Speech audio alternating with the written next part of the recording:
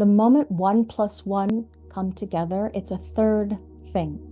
Now, that third thing does not decide. It's still you individually being your own authority.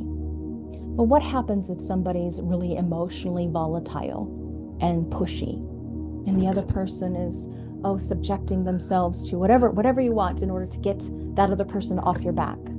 Then there's this immediacy of the other person being the authority to the person who's subjugated to the will of the other, let's say. So when things like that happen, deep breath, this too shall pass.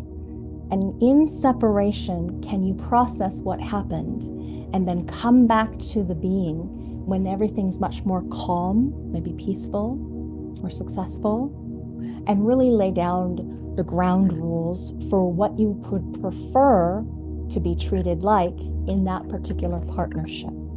So as an example, let's say you're in a partnership with someone who has a lot of definition and you have a lot of openness.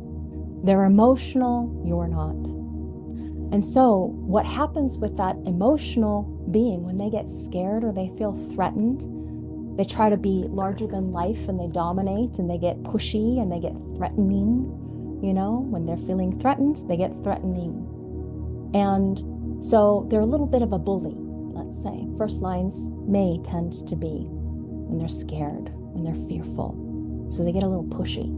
That's in, again, the not self-shadow state particularly.